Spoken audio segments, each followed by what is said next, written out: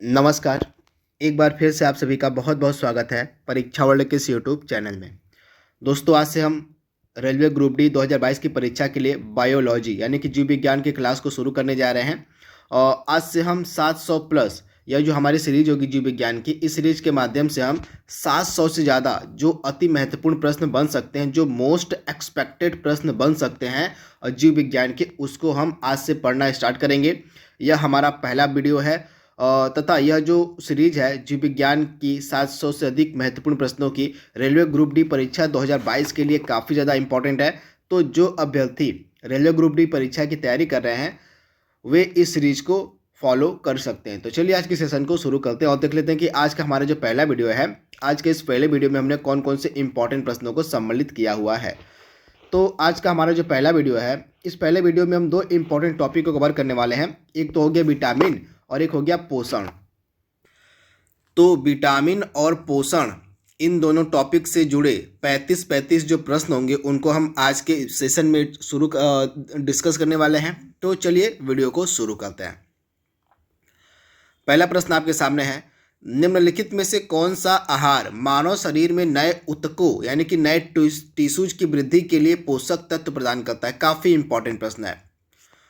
तो इस प्रश्न का हमारा राइट आंसर क्या हो जाएगा? जो पनीर होता है, ऑप्शन सी, पनीर जो होता है यह हमारे शरीर में नए ऊतकों की वृद्धि के लिए पोषक तत्व प्रदान करता है। तो ऑप्शन आपका यहाँ पे जो सी है, पनीर, बिल्कुल सही जवाब हो जाएगा। आप इसे याद कर लीजिएगा, वेरी वेरी इंपॉर्टेंट यह प्रश्न है। अगला प्रश्न आपके सामने है, फंक के द्वारा निम्नलिखित में से किसका आविष्कार किया गया था? काफ़ी इंपॉर्टेंट प्रश्न है। तो सर्वप्रथम बार जो विटामिन शब्द का प्रयोग है यह किसके द्वारा किया गया था? तो आप ध्यान से याद कर लीजिएगा, सर्वप्रथम बार विटामिन शब्द का प्रयोग किया गया था फंक के द्वारा, यानी कि विटामिन का जो आविष्कार है फंक ने किया था। तो ऑप्शन आपका ए यहाँ पे 100% सही जवाब हो जाएगा। आप इसे याद कर लीजिएगा, ऑप्शन ए। अगला प्रश्न आपके सामने है, विटामिन क्या होते हैं? इंपॉर्टेंट प्रश्न है। तो विटामिन क्या होते हैं? तो विटामिन जो है कार्बनिक यौगिक होते हैं। क्या होते हैं? तो विटामिन जो है जटिल कार्बनिक यौगिक होते हैं। तो इनके बारे में आपको याद रखना है। ऑप्शन आपका यहाँ पे ए 100% सही जवाब हो जाएगा। और निम्नलिखित यौगिकों में से किस समूह को हम सहायक आहार कारक कहते हैं? यानी कि दिए गए चार ऑप्शंस में से किसको हम सहायक आहार कारक के नाम से जानते हैं? सुपर इंपॉर्टेंट प्रश्न। तो इस प्रश्न का राइट आंसर हमारा क्या हो जाएगा? विटामिन। विटामिन को जो है सहायक आहार कारक भी कहा जाता है। तो ऑप्शन आपका यहाँ पे जो डी है बिल्कुल सही हो जाएगा। जो विटामिन होते हैं इनको हम सहायक आहार कारक भी कहते हैं। तो ऑप्शन आपका डी यहाँ पे 100% सही हो जाएगा, विटामिन। अगला प्रश्न आपके सामने है, भोजन के वर्ग में प्रति यूनिट कैलोरी की मात्रा कितनी सबसे ज़्यादा होती है? आपको बताना है कि भोजन के किस वर्ग में सबसे अधिक कैलोरी की मात्रा होती है दिए गए चार ऑप्शन में से।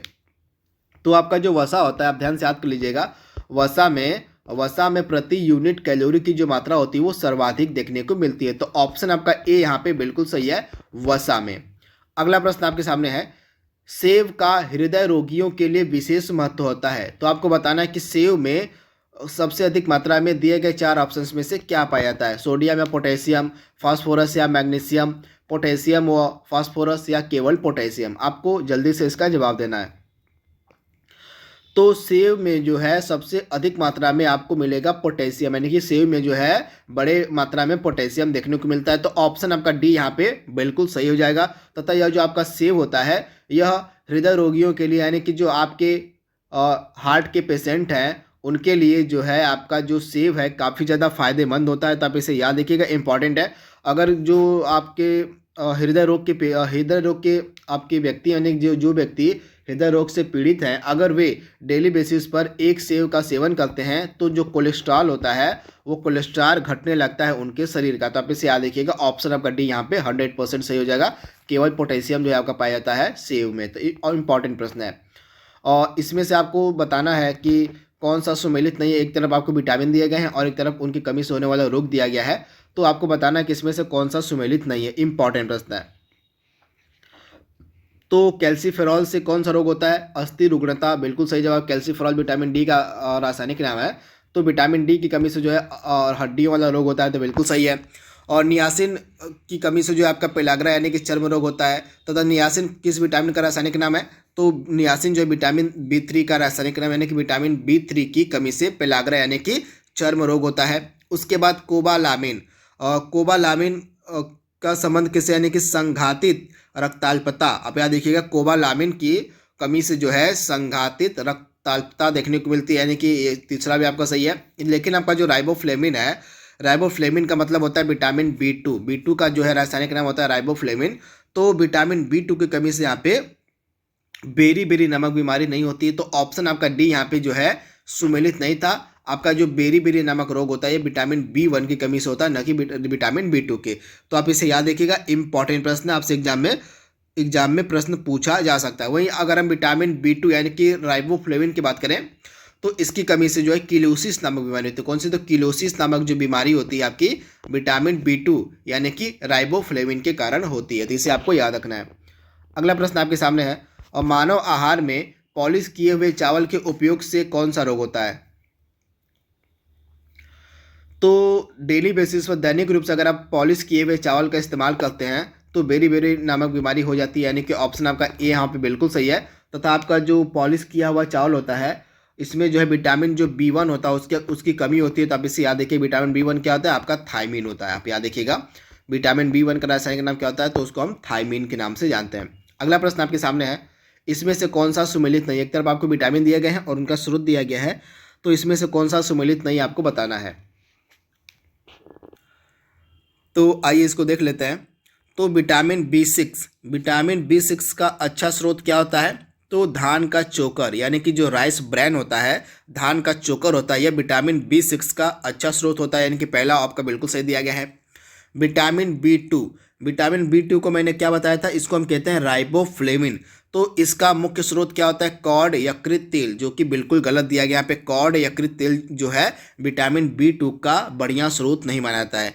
वहीं आपका विटामिन E का अच्छा स्रोत होता है गेहूं अंकुर तेल, बिल्कुल सही है।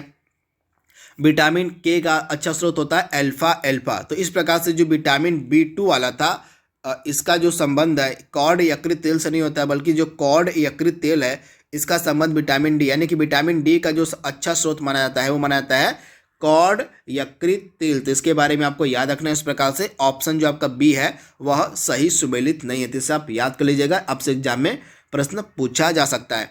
वहीं जो आपका विटामिन B6 होता है इसका रासायनिक नाम क्या होता है, पायरिडॉक्सिन होता है। क्या होता है, आप इसे भी नोट डाउन कर लीजिएगा, पायरिडॉक्सिन जो होता है ये विटामिन B6 का रासायनिक नाम होता है। वहीं विटामिन B2 का रासायनिक नाम मैंने आपको बताया था राइबोफ्लेविन होता है, राइबोफ्लेविन होता है। उसके बाद आपका B2 हो गया ये। उसके बाद जो विटामिन E होता है, विटामिन E का रासायनिक नाम क्या होता है, टोकोफेरॉल होता है। क्या होता है, तो टोकोफेरॉल जो होता है ये विटामिन और E का रासायनिक नाम होता है। तो इसे आप याद रखिएगा, आपसे एग्जाम में कुछ भी पूछा जा सकता है, तो संपूर्ण तैयारी आपको चल करके जानी है। इसके अलावा विटामिन K जो होता है उसका रासायनिक नाम क्या होता है, तो नैप्थोक्विनोन होता है। क्या होता है, तो विटामिन K का रासायनिक नाम होता है नैप्थोक्विनोन। तो ये चारों के विटामिनों के रासायनिक नाम भी आपको याद रखने हैं। अगला प्रश्न आपके सामने है, दिए गए 4 ऑप्शंस में से विटामिन C सबसे अधिक मात्रा में किसमें देखने को मिलेगा। तो दिए गए 4 ऑप्शंस में से जो विटामिन C है सबसे अधिक मात्रा में देखने को मिलेगा मिर्च में, यानी कि ऑप्शन आपका ए बिल्कुल सही है। दिए गए 4 ऑप्शंस में से जो मिर्च वाला ऑप्शन है इसमें विटामिन C सबसे अधिक मात्रा में देखने को मिलेगा, तो ऑप्शन ए आपका बिल्कुल सही है। अगला प्रश्न आपके सामने है, विटामिन जो खट्टे फलों यानी कि खट्टे फलों में पाया जाता है और चर्म को स्वस्थ रखने में जरूरी होता है, उसका क्या नाम है। यानी कि आपको उस विटामिन का नाम बताना है जो खट्टे फलों में पाया जाता है तथा जो हमारी स्किन होती है उसको हेल्दी बनाए रखता है। तो विटामिन C अगेन इसका राइट आंसर हो जाएगा। विटामिन C जो होता है यह खट्टे फलों में पाया जाता है तथा हमारे स्किन को स्वस्थ रखने में, हेल्दी बनाए रखने में मदद करता है। तो इंपॉर्टेंट है। घाव भरने के लिए निम्नलिखित में से कौन सा विटामिन सहायक होता है, इंपॉर्टेंट प्रश्न है। तो घाव भरने के लिए कौन सा विटामिन आपका सहायक हो जाता है, तो घाव भरने में जो सहायता करते हैं वाला विटामिन है वो आपका होता है विटामिन C। तो विटामिन C जो होता है यह घाव भरने में सहायक होता है, तो ऑप्शन आपका सी यहाँ पे बिल्कुल सही जवाब हो जाएगा। आप इसे याद कर लीजिएगा, काफ़ी ज़्यादा इंपॉर्टेंट यह प्रश्न है। अगला प्रश्न आपके सामने है, और निम्नलिखित में से कौन विटामिन C का सबसे सर्वोत्तम स्रोत है। तो विटामिन C का सबसे सर्वोत्तम स्रोत कौन सा है, तो आप ध्यान से याद कर लीजिएगा, आंवला। आंवला में जो है सबसे अधिक मात्रा में विटामिन C देखने को मिलता है, तो आंवला जो आपका हो जाएगा सर्वोत्तम स्रोत माना जाता है आपका विटामिन सी का, तो आप इसे याद रखिएगा। वहीं आपका जो विटामिन सी है इसका रासायनिक नाम क्या होता है? एस्कॉर्बिक एसिड, ये भी आप याद रखिएगा, पूछा जा सकता है आपसे एग्जाम में। तो एस्कॉर्बिक एसिड जो होता है इसका पूरा नाम और रासायनिक नाम होता है विटामिन सी का। 100% एग्जाम में पूछा जाने वाला प्रश्न है। और विटामिन सी का रासायनिक नाम क्या होता है? तो अगेन ये प्रश्न आपसे पूछ लिया ही गया है, तो ऑप्शन ए आपका हो जाएगा, एस्कॉर्बिक एसिड होता है विटामिन सी का रासायनिक नाम। अगला प्रश्न आपके सामने है, विटामिन सी निम्नलिखित में से किसके अवशोषण में मदद करता है? इंपॉर्टेंट प्रश्न है। तो विटामिन सी जो आपका होता है यह लौह यानी कि आयरन के अवशोषण में मदद करता है, यानी कि ऑप्शन आपका ए यहाँ पे बिल्कुल सही है, आयरन के। अगला प्रश्न आपके सामने है, निम्नलिखित में से किस विटामिन की कमी से खून का थक्का धीरे धीरे बनने की बीमारी हो जाती है? यानी कि निम्नलिखित में से किस विटामिन की कमी से मनुष्य के शरीर में खून का थक्का नहीं बन पाता है? तो खून का थक्का धीरे धीरे बनने की जो बीमारी होती है वो किसकी कमी से होती है? तो विटामिन के की कमी से होती है। शरीर में खून का जो थक्का होता है वह धीरे धीरे बनने लगता है। तो आप इसे याद देखिएगा, विटामिन के का रासायनिक नाम होता है नैप्थोक्विनोन। क्या होता है?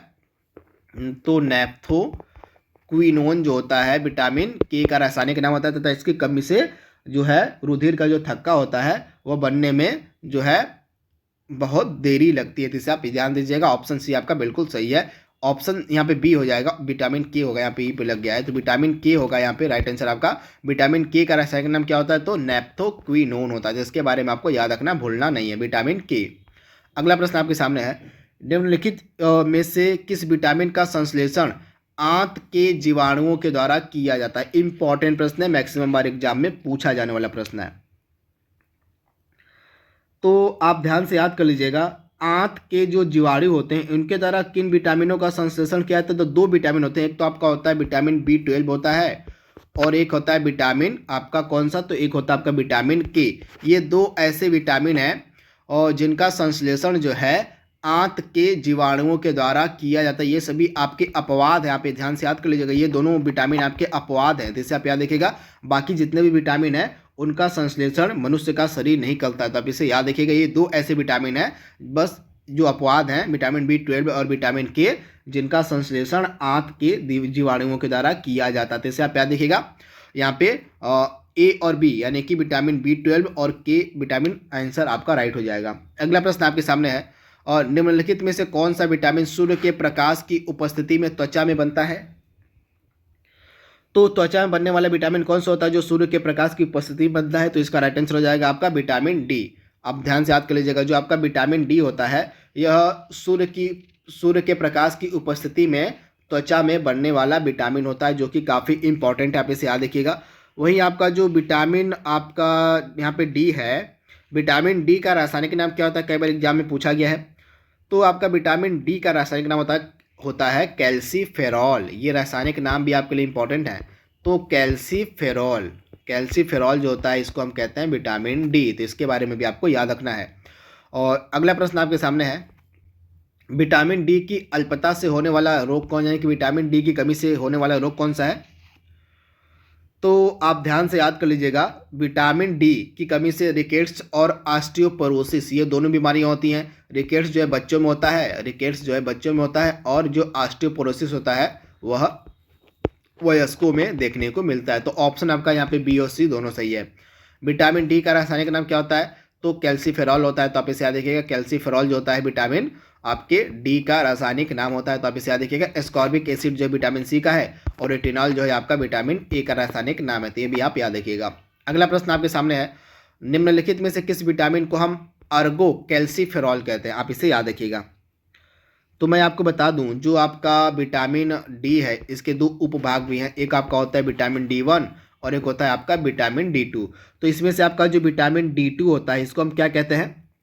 विटामिन D2 को हम कहते हैं अर्गो कैल्सीफेरॉल, यानी कि आपका आंसर हो जाएगा यहाँ पे ऑप्शन ए। वहीं आपका जो विटामिन D1 होता है इसको हम कहते हैं कोलो कैल्सीफेरॉल। तो ये दोनों आपको याद रखना है। इसमें से आपको बताना है कि कौन सा सुमेलित नहीं है, और यहाँ एक तरफ आपको विटामिन दिए गए हैं और एक तरफ उनसे संबंधित रोग दिया गया है, तो इसमें से बताना आपको कौन सा सही नहीं है।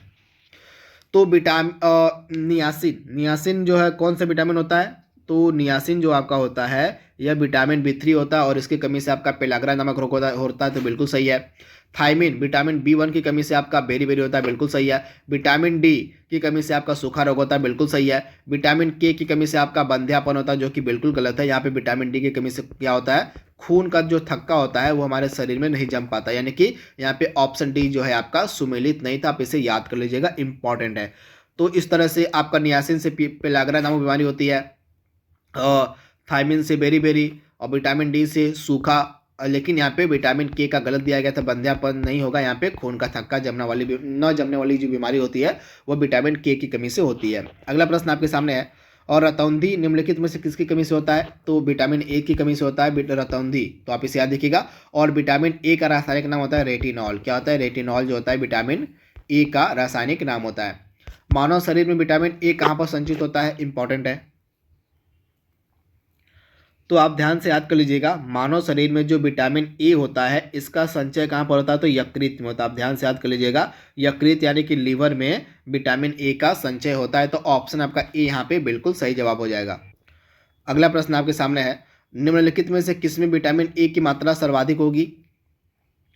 तो दिए गए 4 ऑप्शंस में से जो विटामिन ए होगा उसकी जो मात्रा है सबसे अधिक किसमें होगी? तो गाजर में होगी, यानी कि ऑप्शन आपका सी यहाँ पे बिल्कुल सही हो जाएगा। दिए गए 4 ऑप्शंस में से जो गाजर वाला ऑप्शन है उसमें जो विटामिन ए है सर्वाधिक मात्रा में देखने को मिलेगा। तो आप इसे याद कर लीजिएगा, इंपॉर्टेंट प्रश्न है। निम्नलिखित में से किसमें विटामिन ए की मात्रा अधिक होगी? अगेन यहाँ पे 4 ऑप्शन आपको दिए गए, 4 फल दिए गए यहाँ पे इस बार। तो इन 4 फलों में से जो पपीता हो, सॉरी यहाँ पे पपीता ही होगा ना, लेकिन नहीं आम होगा, सॉरी आम होगा। आम जो है इसमें दिए गए 4 ऑप्शंस में से आम में विटामिन ई जो है सर्वाधिक मात्रा में पाया जाएगा। तो आप इसे याद देखिएगा, यहाँ पे राइट आंसर आपका हो जाएगा ऑप्शन सी। अगला प्रश्न आपके सामने है, और इसमें से जो आपको बताना है कि विटामिन ई है, विटामिन ई का सबसे अधिक स्रोत कौन सा है इसमें से, मतलब विटामिन ई सबसे अधिक मात्रा में किसमें मिलेगा? तो गेहूं अंकुरित जो तेल होता है, गेहूं अंकुर का जो तेल होता है, इसमें जो है आपका विटामिन ई जो है सर्वाधिक मात्रा में देखने को मिलता है, यानी कि ऑप्शन आपका डी यहाँ पे बिल्कुल सही है। विटामिन ई की मात्रा सबसे अधिक होगी आपकी गेहूं अंकुरित तेल में। तो आप इसे याद रखिएगा, इंपॉर्टेंट है। यहाँ पे कुछ विटामिन दिए गए हैं और उनके स्रोत दिए गए हैं, तो इनको आपको सुमेलित करना है, इंपॉर्टेंट प्रश्न है। तो आइए इसको सुमेलित कर लेते हैं। विटामिन ए का जो अच्छा स्रोत माना जाता है वो क्या माना जाता है? तो विटामिन के का आपका अच्छा स्रोत होता है अल्फ़ा अल्फ़ा। आप ध्यान से याद कर लीजिएगा, विटामिन के का जो अच्छा स्रोत है वो है अल्फ़ा अल्फ़ा, यानी कि आपका यहाँ पे विटामिन ए, मतलब यहाँ पे ए वाला हो जो आपको हो जाएगा ए का 4 हो जाएगा।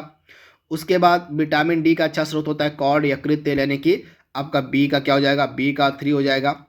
और विटामिन ई का अच्छा स्रोत होता है गेहूँ भ्रूण तेल, यानी कि आपका सी का क्या हो जाएगा? 1 हो जाएगा। और इसके बाद लास्ट है विटामिन सी, तो विटामिन सी का अच्छा स्रोत होता है नींबू, यानी कि जो खट्टे फल होते हैं वो होते हैं, तो आपका डी का हो जाएगा इस प्रकार से 2। तो यह आपका सम्मिलित हो गया है, ए का 4 हो जाएगा, बी का 3 हो जाएगा, सी का 1 हो जाएगा और डी का 2 हो जाएगा। तो इसको आप इत्मीनान से सुमेलित कर लीजिएगा, काफ़ी इंपॉर्टेंट प्रश्न है। अगला प्रश्न आपके सामने है, निम्नलिखित में से किसका निर्माण हमारे शरीर में नहीं होता है? इंपॉर्टेंट प्रश्न है। तो किसका निर्माण हमारे शरीर में नहीं होता है? तो विटामिन ए का जो निर्माण है वो हमारे शरीर में नहीं होता है। मैंने आपको अभी बताया था, जो विटामिन होते हैं मानव शरीर द्वारा संश्लेषित नहीं किए जाते हैं। आप ध्यान से याद कर लीजिएगा, जो आपके विटामिन होते हैं ये मानव शरीर के द्वारा संश्लेषित नहीं किए जाते। इसमें से 2 आपका अपवाद मैंने बताया था, विटामिन B12 और विटामिन के, ये 2 अपवाद हैं जिनका संश्लेषण आंत के जीवाणुओं के द्वारा किया जाता है, आंत के जीवाणुओं के द्वारा किया जाता है। इसके अलावा विटामिन डी भी होता है। इसके अलावा अन्य जो विटामिन होते हैं इनका संश्लेषण जो है मानव शरीर के द्वारा नहीं किया जाता। तो ऑप्शन आपका बी यहाँ पे बिल्कुल सही हो जाएगा, विटामिन ए। और निम्नलिखित में से किसमें कोबाल्ट पाया जाता है? तो कोबाल्ट जो है विटामिन B12 में मिलता है। तब इसे याद कर लीजिएगा, विटामिन आपका जो B12 होता है, यानी कि ऑप्शन सी वाला यहाँ पे है विटामिन B12, इसमें जो है आपका कोबाल्ट देखने को मिलता है। तो इसके बारे में आपको याद रखना है, भूलना नहीं है। और इसके अलावा आपका जो विटामिन B12 है और इसका रासायनिक नाम क्या होता है? तो इसका रासायनिक नाम होता है साइनोकोबालामिन। क्या होता है? साइनोकोबालामिन होता है इसका रासायनिक नाम। तथा कोबाल्ट जो है आपका विटामिन B12 में पाया जाता है। कोबाल्ट जो होता है एक प्रकार का खनिज लवण होता है। अगला प्रश्न आपके सामने है, जल में घुलनशील विटामिन कौन सा है इसमें से? तो आपको 2 विटामिन याद रखने पड़ेंगे, बी और सी। विटामिन बी और सी जो है दोनों जल में घुलनशील हैं। आपको याद रखना है, विटामिन बी और सी जो है ये दोनों आपके जल में घुलनशील विटामिन होते हैं। तो ऑप्शन दिया गया यहाँ पे, ऑप्शन सी यहाँ पे बिल्कुल सही हो जाएगा। विटामिन सी जो है यह जल में घुलनशील, इसके अलावा विटामिन बी भी आपका जल में घुलनशील होता है। इसके अलावा विटामिन जो आपके ए, डी, ई के होते हैं ये आपके वसा में घुलनशील होते हैं, जिसे भी आपको याद रखना, भूलना नहीं है। अगला प्रश्न आपके सामने है, निम्नलिखित विटामिनों में से कौन किसी स्वप्न को पर्याप्त अवधि तक याद रखने में सहायक होता है? सुपर इंपॉर्टेंट प्रश्न। तो दिए गए 4 विटामिन में से कौन सा विटामिन स्वप्न को यानी कि सपने को पर्याप्त अवधि तक याद रखने में सहायता प्रदान करता है? तो इसका हमारा राइट आंसर क्या हो जाएगा? आपका जो विटामिन B6 होता है, यानी कि ऑप्शन आपका डी यहाँ पे बिल्कुल सही हो जाएगा, जिसको हम पायरिडॉक्सिन के नाम से भी जानते हैं। इसको हम पायरिडॉक्सिन के नाम से भी जानते हैं। यह जो है आपका स्वप्न को यानी कि सपने को पर्याप्त अवधि तक याद रखने में मदद करता है। तो आप इसे याद रखिएगा, विटामिन B6। तो आप इसे याद रखिएगा, ऑप्शन डी आपका बिल्कुल सही है। अगला प्रश्न आपके सामने है, निम्नलिखित में से कौन से विटामिन वसा में घुलनशील होते हैं? तो वसा में घुलनशील विटामिन मैंने आपको बताया था ए, डी, ई के, ये 4 विटामिन होते हैं जो आपके वसा में घुलनशील होते हैं। और इसके अलावा विटामिन बी और सी जो है आपका जल में घुलनशील होता है। यहाँ पे सूची 1 को सूची 2 से सम्मिलित करना है। तो आइए इसको देख लेते हैं। विटामिन सी की कमी से आपका स्कर्वी होता है, यानी कि ए का आपका हो जाएगा 4 हो जाएगा। और फोलिक अम्ल से क्या होता है? तो आप ध्यान से याद कर लीजिएगा, आपका फोलिक अम्ल हो जाएगा रक्ताल्पता, यानी कि आपका बी का 3 हो जाएगा, बी का 3 हो जाएगा। विटामिन B1 यानी कि आपका जो विटामिन B1 होता है, यानी कि जो थायमिन होता है, इसकी कमी से आपका बेरी रोग होता है, यानी कि आपका विटामिन B1, यानी कि आपका जो ऑप्शन डी है यहाँ पे, डी का आपका हो जाएगा यहाँ पे 2 हो जाएगा। और विटामिन ए से होता है आपका रतौंधी, यानी कि सी वाला आपका क्या हो जाएगा? तो सी का आपका हो जाएगा यहाँ पे 1 हो जाएगा। तो इस प्रकार से ए का 4 हो जाएगा, बी का 3 हो जाएगा, डी का 2 हो जाएगा और सी का 1 हो जाएगा आपका राइट आंसर। आप इसे सुमेलित कर लीजिएगा। अगला प्रश्न आपके सामने है और इसको आपको सुमेलित करना। इस प्रकार के प्रश्न आपसे पूछे जाएंगे एग्जाम में। तो आइए इसको देख लेते हैं। रेटिनॉल किसका नाम होता है? तो रेटिनॉल जो होता है ये विटामिन ए का रासायनिक नाम होता है। तो विटामिन ए की कमी से कौन सा रोग होता है? तो विटामिन ए की कमी से नेत्र सूख कर लाल हो जाती है, यानी कि आंखों से संबंधित जो बीमारी होती है विटामिन ए की कमी से होती है, यानी कि आपका ए का हो जाएगा 3 हो जाएगा। और टोकोफेरॉल हम किसको कहते हैं? तो टोकोफेरॉल जो होता है ये विटामिन ई का रासायनिक नाम होता है। आप ध्यान से याद कर लीजिएगा, विटामिन ई का जो रासायनिक नाम होता है उसको हम कहते हैं टेकोफेरॉल। और इसकी कमी से कौन सा रोग होता है? तो बंध्यता, यानी कि आपका बी का हो जाएगा 4 हो जाएगा। और साइनोकोबालामिन का कौन सा विटामिन होता है? तो ये विटामिन B12 होता है। और इसकी कमी से कौन सा रोग होता है? तो इसकी कमी से होता है घातक रक्ताल्पता, यानी कि आपका सी का हो जाएगा 1 हो जाएगा। और पायरिडॉक्सिन को आप क्या कहते हैं? विटामिन B6 कहते हैं। और विटामिन B6 की कमी से आपका मानसिक व्याधि नामक बीमारी होती है, यानी कि आपका डी का हो जाएगा 2। तो इस प्रकार से आपका सुमिलित हो गया है। ए का 3 यानी कि ए का हो जाएगा नेत्र सूख का लाल हो जाना, बी का 4 यानी कि टोकोफेरॉल का हो जाएगा बंध्यता, साइनोकोबाल एमिन का हो जाएगा आपका घातक रक्ताल्पता, पायरिडॉक्सिन यानी कि विटामिन B6 का हो जाएगा आपका मानसिक व्याधि। अगला प्रश्न आपके सामने है, निम्नलिखित में से कौन सा यौगिक एक विटामिन नहीं है? सुपर इंपॉर्टेंट प्रश्न। इसमें से कौन सा यौगिक जो है एक विटामिन नहीं है, आपसे पूछा जा रहा है। तो इसमें से नियासिन जो है आपका कौन सा विटामिन होता है? तो नियासिन आपका होता है विटामिन है। और विटामिन B2 जो होता है उसको नियासिन बोलते हैं। और इसके बाद थायरॉक्सिन भी आपका क्या है? तो यहाँ पे थायरॉक्सिन आपका एक प्रकार का हार्मोन है, न कि विटामिन है। तो इस प्रकार से राइट आंसर आपका क्या हो जाएगा? थायरॉक्सिन। और रिबोफ्लेविन भी आपका एक प्रकार का विटामिन है। और इसके बाद आपका जो पायरिडॉक्सिन है ये भी आपका विटामिन ही है। पायरिडॉक्सिन विटामिन B6 होता है। और रिबोफ्लेविन कौन सा होता है? तो रिबोफ्लेविन जो होता है आपका विटामिन 3 होता है। यहाँ पे मैंने उल्टा बता दिया, आपका नियासिन विटामिन B3 होता है। आप याद कर लीजिएगा, जो आपका नियासिन होता है ये विटामिन B3 होता है। और आपका जो रिबोफ्लेविन होता है, रिबोफ्लेविन आपका विटामिन B2 होता है। रिबोफ्लेविन जो आपका होता है ये विटामिन B2 होता है। और पायरिडॉक्सिन आपका विटामिन B6 होता है। तो इस प्रकार से नियासिन यानी कि विटामिन B3 हो गया। नियासिन का मतलब यहाँ पे विटामिन क्या होता है? तो नियासिन का मतलब विटामिन B3 हो गया। और रिबोफ्लेविन का मतलब विटामिन B2 हो गया। पायरिडॉक्सिन का मतलब विटामिन B6 हो गया। तो इस प्रकार से आपके जो A, C और D हैं तीनों आपके विटामिन है, लेकिन आपका जो थायरॉक्सिन है यह विटामिन ना होकर हार्मोन का एग्जाम्पल है। तो राइट आंसर आपका क्या हो जाएगा? थायरॉक्सिन। तो इसके बारे में आपको याद रखना है।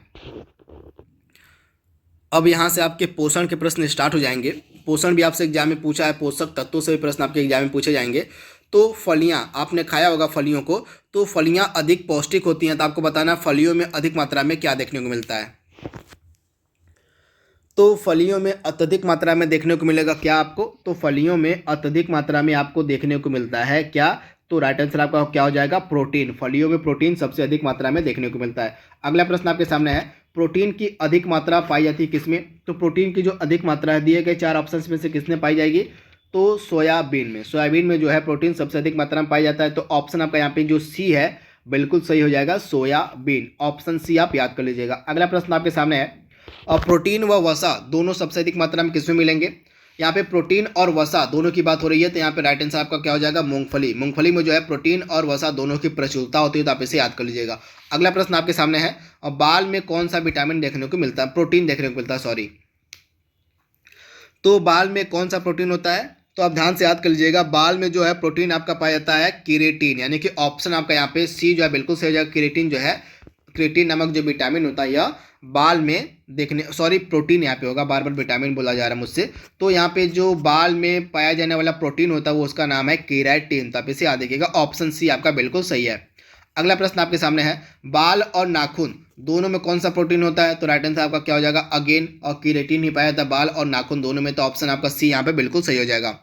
और गेहूं में रोटी बनाने के गुणों को प्रभावित करने वाला पदार्थ कौन सा होता है, तो गेहूं में एक पदार्थ का तत्व पाया जाता है जिसका नाम होता है ग्लूटीन। तो आप इसे याद देखिएगा, गेहूं में एक प्रकार का तत्व पाया जाता है जिसका नाम होता है ग्लूटीन। तो आप इसे याद देखिएगा, ऑप्शन आपका यहाँ पे जो ए है बिल्कुल सही हो जाएगा। ग्लूटीन की मदद से जो रोटी होती है वो बन पाती है। तो आप इसे याद देखिएगा, ऑप्शन आपका ए यहाँ पे बिल्कुल सही हो जाएगा। अगला प्रश्न आपके सामने है, एक कठोर परिश्रम करने वाले व्यक्ति को, मनुष्य को दैनिक ऊर्जा की कितनी आवश्यकता होती है, तो आप ध्यान से याद कर लीजिएगा। एक कठोर परिश्रम करने वाला जो मनुष्य होता है उसको दैनिक ऊर्जा की आवश्यकता होती है लगभग 3500 से लेके 4000 किलो कैलोरी की। तो 4000 किलो कैलोरी की आवश्यकता होती है एक दैनिक कठोर परिश्रम करने वाले पुरुष को। तो आप इसे याद देखिएगा। तो दिए गए ऑप्शन में ऑप्शन आपका यहाँ पे सी बिल्कुल सही हो जाएगा, आप इसे याद कर लीजिएगा। एक गिलास पानी पीने से हमें कितनी ऊर्जा मिलती है, कैलोरी मिलती है, तो आप ध्यान से याद कर लीजिएगा, 0 कैलोरी ऊर्जा। ऑप्शन आपका ए यहाँ पे बिल्कुल सही हो जाएगा, 0 कैलोरी ऊर्जा हमें प्राप्त होती है एक गिलास पानी पीने से। अगला प्रश्न आपके सामने है, भोजन का एक प्रमुख अंग इसमें से कौन सा है, तो भोजन का एक प्रमुख अंग है आपका कार्बोहाइड्रेट। ऑप्शन आपका सी यहाँ पे बिल्कुल सही हो जाएगा। कार्बोहाइड्रेट जो है भोजन का एक प्रमुख अंग माना जाता है। लंबे समय तक अगर आपको मेहनत करनी है तो इसका मुख्य ईंधन क्या होता है, तो लंबे समय की मेहनत यानी कि कसरत का जो मुख्य ईंधन होता है वो होता है कार्बोहाइड्रेट। तो आप इसे याद देखिएगा, लंबे समय तक ये शरीर में ऊर्जा बनाए रखता है। तो ऑप्शन आपका सी यहाँ पे बिल्कुल सही हो जाएगा, कार्बोहाइड्रेट। अगला प्रश्न आपके सामने है, हमारे शरीर में अम्लीयता और क्षारीयता के बीच जो तत्व संतुलन बना रखता है उसको हम क्या कहते हैं, तो फास्फोरस इसका राइट आंसर हो जाएगा। ऑप्शन ए, जो फास्फोरस होता है ये हमारे शरीर में अम्लीयता तथा क्षारीयता के बीच जो है संतुलन बनाने का काम करता है। तो ऑप्शन आपका ए यहाँ पे बिल्कुल सही जवाब हो जाएगा। निम्नलिखित में से कौन सा यौगिक मानव शरीर में संग्रहित नहीं रहता है, सुपर इंपॉर्टेंट प्रश्न। तो इसमें से कौन सा यौगिक जो है मानव शरीर में संग्रहित नहीं रहता है, तो राइट आंसर आपका क्या हो जाएगा, जो आपका राइट आंसर है एमिनो अम्ल। ऑप्शन आपका बी यहाँ पे बिल्कुल सही हो जाएगा। एमिनो अम्ल जो होता है यह मानव शरीर में संग्रहित नहीं रहता है। तो ऑप्शन आपका यहाँ पे बी 100% सही हो जाएगा।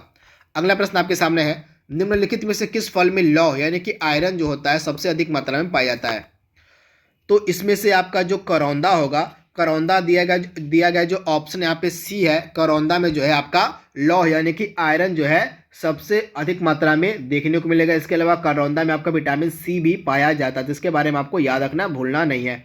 इसके बाद हमारा अगला प्रश्न है, पालक के पत्तों में निम्नलिखित में से कौन सा विटामिन पाया जाता है, मतलब कौन सा सबसे अधिक मात्रा में देखने को मिलता है, तो आप ध्यान से याद कर लीजिएगा। पालक के जो पत्ते होते हैं इनमें जो है सबसे अधिक मात्रा किसकी होती है, आयरन की, यानी कि लौह की जो है सबसे अधिक मात्रा होती है पालक के पत्तों में। तब इसे याद देखिएगा, और आयरन यानी कि लौह के ये अच्छे स्रोत माने जाते हैं पालक के पत्ते। तो ऑप्शन आपका बी यहाँ पे बिल्कुल सही हो जाएगा। अगला प्रश्न आपके सामने है, लौह का अंश सबसे अधिक किसमें पाया जाएगा, तो हरी सब्जियों में, यानी कि ऑप्शन आपका सी जो है बिल्कुल सही है। हरी सब्जियों में जो आयरन होता है सबसे अधिक मात्रा में देखने को मिलता है। अगला प्रश्न आपके सामने है, बासमती के चावल किस कारण से, किस गुण के कारण जो है पकने पर लंबे हो जाते हैं? तो बासमती के चावल में जो है एक तरह का पदार्थ पाया जाता है, इसका नाम होता है एमाइलेज। क्या होता है? आपका जो बासमती का चावल होता है इसमें एमाइलेज नामक एक पदार्थ पाया जाता है, जिसके कारण जो बासमती के चावल होते हैं पकने पर लंबे हो जाते हैं। तो ऑप्शन आपका सी यहाँ पे बिल्कुल सही हो जाएगा। अगला प्रश्न आपके सामने है, निम्नलिखित में से किसकी उपस्थिति के कारण जो दूध में मिठास है वो आ जाती है, यानी कि दूध की मिठास का कारण क्या होता है? तो दूध की मिठास का कारण होता है आपका लैक्टोज, यानी कि ऑप्शन आपका सी यहाँ पे बिल्कुल सही हो जाएगा, लैक्टोज। आप इसे याद रखिएगा। ऑप्शन दूध में विद्यमान सैकराइड क्या होता है? तो दूध में जो विद्यमान सैकराइड होता है उसको हम क्या कहते हैं? लैक्टोज कहते हैं, यानी कि ऑप्शन आपका सी यहाँ पे बिल्कुल सही हो जाएगा। लैक्टोज जो होता है यह दूध में विद्यमान सैकराइड होता है। तो ऑप्शन आपका सी यहाँ पे बिल्कुल सही हो जाएगा, लैक्टोज। आपका जो दूध होता है किस बैक्टीरिया के कारण खराब होता है? तो लैक्टोबैसिलस। किसके कारण? तो लैक्टोबैसिलस नामक जो बैक्टीरिया होता है, लैक्टोबैसिलस नामक जो जीवाणु होता है, इसी के कारण जो आपका दूध होता है वह खराब या खट्टा हो जाता है। तो ऑप्शन आपका बी यहाँ पे बिल्कुल सही हो जाएगा। दूध का दही में परिवर्तन किसके कारण होता है? तो बैक्टीरिया के कारण, यानी कि जीवाणु जो होते हैं इन्हीं के कारण जो आपका दूध होता है वो दही में परिवर्तित होता है। अगला प्रश्न आपके सामने है, और गाय के दूध में हल्का पीला रंग किसके कारण होता है? आपसे पूछा जा रहा है। तो गाय के दूध का जो हल्का पीला रंग होता है वह किसके कारण होता है? तो आप ध्यान से याद कर लीजिएगा, कैरोटीन के कारण, यानी कि ऑप्शन आपका डी यहाँ पे बिल्कुल सही है। कैरोटीन के कारण जो है गाय का जो दूध होता है वो हल्का पीले रंग का हो जाता है। तो ऑप्शन आपका डी यहाँ पे बिल्कुल सही हो जाएगा। दूध का सफ़ेद रंग किसके कारण होता है? तो दूध का जो सफ़ेद रंग होता है और किसके कारण होता है? तो आपका हो जाएगा कैसीन के कारण। तो आप इसे याद रखिएगा, कैसीन के कारण जो है दूध का जो रंग होता है यह सफ़ेद हो जाता है। तो दूध कैसीन जो होता है एक प्रकार का प्रोटीन होता है, तो इसे भी आप याद रखिएगा, तथा इसी कारण जो दूध का रंग होता है वो सफ़ेद हो जाता है। तो इसे भी आपको याद रखना है। और कैरोटीन के कारण जो दूध का रंग होता है वो हल्का पीला हो जाता है। अगला प्रश्न आपके सामने है, और दूध के प्रोटीन को पचाने वाला एंजाइम कौन सा होता है?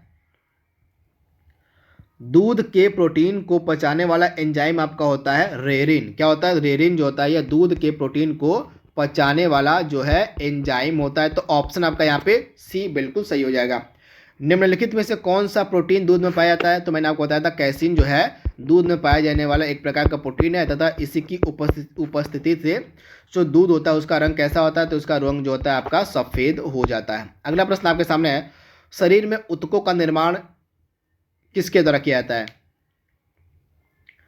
तो शरीर में ऊतकों का निर्माण कौन करता है? तो शरीर में ऊतकों का निर्माण करता है आपका प्रोटीन। आप ध्यान से याद कर लीजिएगा, जो आपका प्रोटीन होता है यह शरीर में नए ऊतकों का निर्माण करता है, यानी कि ऑप्शन आपका जो बी है यहाँ पे बिल्कुल सही हो जाएगा।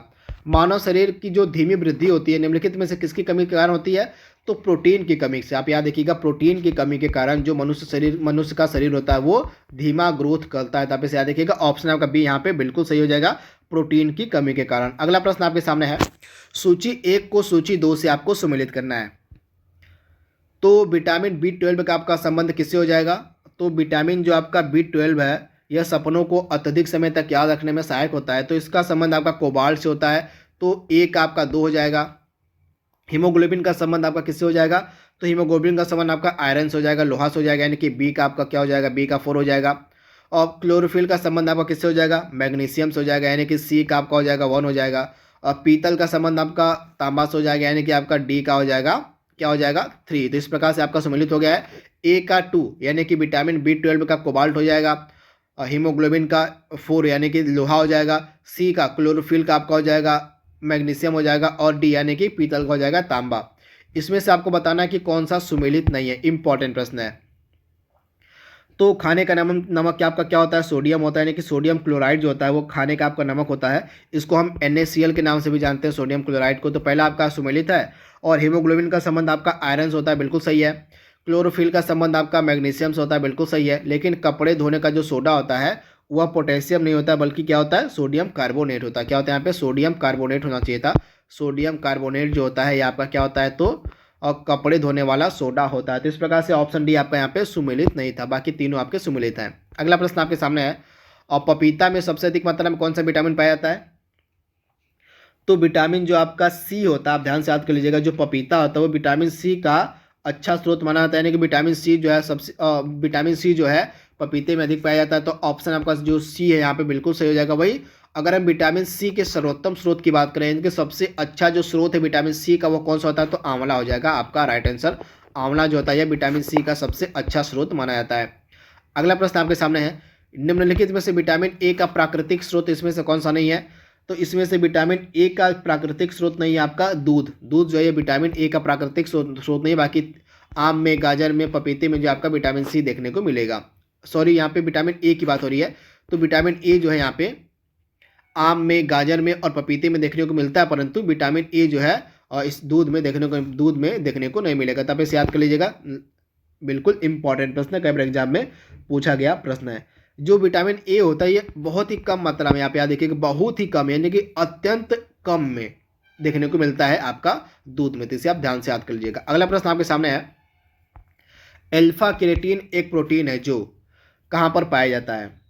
तो यह त्वचा में उपस्थित होता है आपका अल्फा केराटिन, यानी कि ऑप्शन आपका यहाँ पे जो बी है बिल्कुल सही हो जाएगा। त्वचा में उपस्थित होता है आपका अल्फा केराटिन नामक प्रोटीन।